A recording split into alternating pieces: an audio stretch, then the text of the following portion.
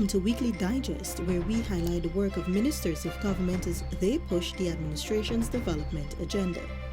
Picking up from where we left off last week. The Ministry of Human Services and Social Security on Monday hosted an orientation exercise for 17 domestic violence hotline operators.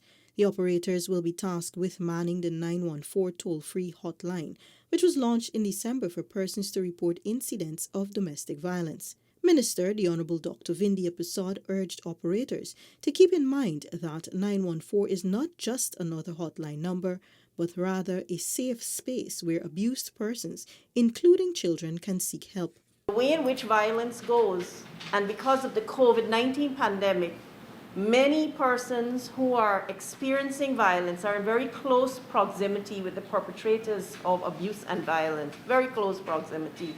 And it's extremely difficult to find not only the strength to call, but to find that space away to seek help. And when they do find all of these things, to call 914, we must give them help. Help will come in many ways from 914. I do not believe, as I said, that it should be another hotline. Minister Prasad said it is important that trust is built between persons calling and the operators. She said there would be ongoing training and periodic performance assessments. Minister of Public Service, the Honourable Sonia Parag, says salaries for public servants will be increased. Speaking on NCN's Budget in Focus program, Minister Parag stated that this is outlined in the PPPC's manifesto, a promise that will be kept. There is an increase, there will be an increase in 2021 for all public servants. It is a fact that the line item 61421 caters for an increase in salary, right? Now, the Vice President would have on social media, I believe 2 days ago, said that $10 billion was allocated on the line item 62141, which was previously known as revision of wages and salaries, now known as employment costs. And that a huge sum of that, a huge portion of that will be going towards increases in salaries.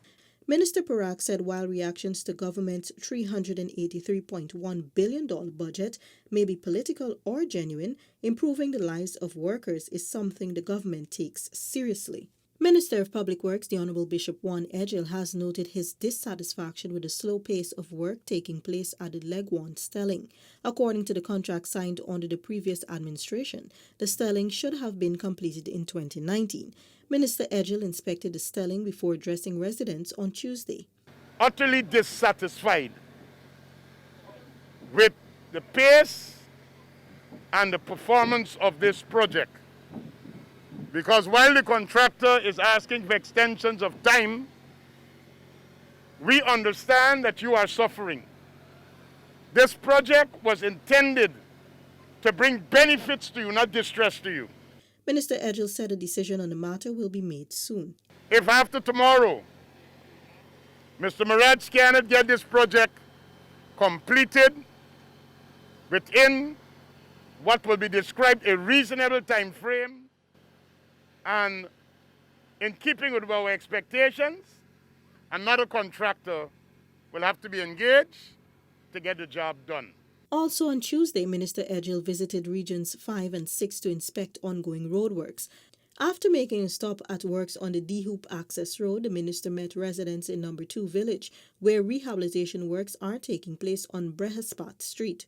Minister Edgell urged the contractor and staff attached to the ministry to ensure the works are done in accordance with the $31.6 million contract. I'm saying the bill and the scope must be implemented. And if there are any changes, it's not a beat-on arrangement between the contractor and the engineer. It must be officially recorded by way of a letter. Minister Edgell also inspected the $67 million project to rehabilitate part of the main access road in Blackbush Polder. Part of the sum that have been allocated for miscellaneous roads are rollover projects that started in 2020 that are continuing. So we have 160-something roads that are being built currently. We have about just over 2 billion in new works that will be started. Minister of Agriculture, the Honorable Zulfikar Mustafa, on Tuesday visited the Greater Georgetown Fishermen Co-op Society Wharf at Meadowbank, Rumveld, where he met fisherfolk who currently use the facility to ply their trade. During the meeting, several issues including the need for police patrols and access to water from GWI were raised. To this, Minister Mustafa promised to have these concerns addressed by the respective ministers and GWI. Many persons complain about robbery and the security problem here. It seems that if we want to develop this area, we have to have proper security. They are also saying that whenever the police come, they are not taking the kind of action they had supposed to take. I plan to raise it with Minister Ben, and also I will have a joint meeting with the co-op, the fishermen, and the commander for Georgetown, so that they can enhance security at this place here. Minister Mustafa said the area has potential to be developed into a world-class facility. He said he would be asking the Department of Fisheries to look into the matter, as well as offer some guidance in the area of management to the current occupants. The minister said proper measures need to be put in place to upkeep and develop the facility. Minister of Culture, Youth and Sport, the Honorable Charles Ramson Jr., says traditional Mashramani activities will not be held this year due to the COVID-19 pandemic. Instead, a virtual cultural presentation will be held and streamed live. There will be a Republic Day celebration. The Mashramani itself is deferred when we can do it in a much more safe environment. There will be the flag raising ceremony the night before our Republic Day, or 51st Republic Day. There will be a cultural activity, but on the night of our Republic Day, which is the 23rd, we're also going to be doing a cultural presentation that's going to be streamed and broadcasted live, a virtual event, so that we can take that celebration into the homes of people where it's safe. They can celebrate it at home as well. The float parade obviously can't be done because of COVID. It's too high a price to pay for us to do that. And it's a logistical nightmare to even contemplate doing that. The Calypso, Chutney and Soca Monarch competitions will take place virtually next month. Guyana will observe its 51st Republic anniversary on Tuesday. Minister of Health, the Honorable Dr. Frank Anthony, said the response to the Mass Drug Administration program to eliminate filaria in Guyana has been positive, with over 39,000 persons already immunized. He was speaking during the daily COVID-19 update. Dr. Anthony said since Monday's launch, the public has capitalized on the opportunity to protect themselves. It has been going very well because we have started with the two, with Region 4 and with Region 3. And our expectations, we are going to be spending at least 14 days in these two regions. So far, the response has been really good. We were able, as of yesterday afternoon, to reach at least about 39,000 persons. The minister is urging people not to miss this crucial opportunity to protect themselves against the filaria disease. Our teams continue to work, and we would like to urge the population to give them their cooperation, because if we are all successful at this particular program, then in a few months, WHO would be able to certify that we have eliminated filaria from Guyana. Senior Minister in the Office of the President with responsibility for finance, the Honorable Dr. Ashni Singh, says the reduction in fuel prices means more money in the pockets of the ordinary man. Dr. Singh spoke to DPI on the matter after government slashed excise tax on fuel from 50% to 35% on Wednesday. The relief on the fuel prices will enable consumers, they no longer have to pay that much for fuel, so they have a few extra dollars that they can do something else with. For businesses, they no longer have to pay that much for fuel, so they have a few extra dollars that they can invest in something else, or pay for something else, or do whatever it is that they will do with their additional cash flow to generate more economic activity. Government's intervention sees the price for gasoline reduced from $184 to $170 per litre. Meanwhile, diesel has been reduced from $170 to $160 per litre. The Ministry of Human Services and Social Security plans to use $30 million of its budgetary allocation to build a complex at Mahaika, East Coast Demerara, to train persons with disabilities.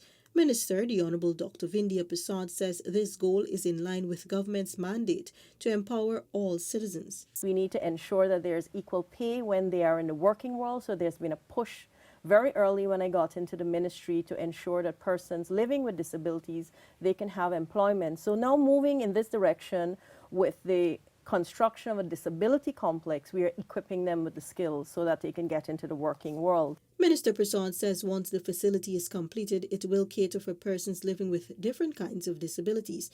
The programs will cater to all education levels and early school leavers.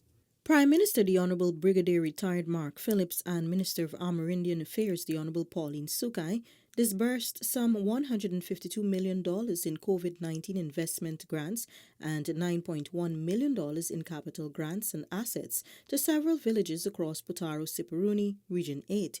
The funds are to stimulate economic growth and boost the livelihood of residents. 2 all-terrain vehicles were also handed over to the villages of Penak and Kurukubaru. We don't want to focus only on relief efforts on the coastal areas, but we want to focus on relief efforts throughout Guyana. And what we had was a substantial amount of money, a large amount of money, in the 2020 budget. If I can give you the figure, it's $1.7 billion. That's a lot of money. Yes, and we decided that we will divide up that money and hand it out to all the Amerindian villages throughout Guyana. Whether it's in the hinterland, whether it's closer to the coast, doesn't matter. We'll hand it out because we feel that with that money, you can invest it in an important project or projects for your village that will help you to ride through this COVID-19 period. Minister Sukai said the investment fund will ensure the village economies do not slump further but overcome the challenges endured during the APNU AFC's tenure. The villages will have to utilize the funds according to the needs of the community with respect to economic ventures, the ICT hub, including productive infrastructure. Meanwhile, Minister within the Ministry of Local Government and Regional Development, the Honourable Anand Prasad, says 3 major marketplaces across the country are set for rehabilitation following the passage of Budget 2021. These are the Charity Market in Region 2, Parika Market in Region 3, and the Monrepo Market in Region 4. During NCN's Budget in Focus program, Minister Prasad said $30 million will be spent to rehabilitate the Charity Market, another $30 million for the Parika Market, and $70 million for the Monrepo facility. You will see a comprehensive rehabilitation of those markets, which will, of course, make it more accessible to the persons who are going there to buy, and also will create the environment for produce to be delivered at the markets in a timely manner, and of course, sanitization of that market. Minister Prasad says the work will be complemented by the establishment of farm-to-market roads under the Ministry of Agriculture's budget allocation. Minister of Foreign Affairs and International Cooperation, the Honourable Hugh Todd, spearheaded a hamper distribution to several communities in Upper Demerara, Berbice, Region 10. More than 40 food hampers were distributed to vulnerable residents of Nottinghamshire. 3 Friends, Siberia Old England, Kumaka, West Watuka, Blueberry Hill, and Block 22, Linden. The Foreign Minister said the government sees each citizen as its most valuable resource and wants to include all in its developmental drive. He also noted the wide-ranging measures in the 2021 national budget, including the investments in the education, health, and social sectors, which will meet the needs of all Guyanese. Senior Minister in the Office of the President with responsibility for finance, the Honourable Dr. Ashni Singh, says salary increases are catered for in Budget 2021.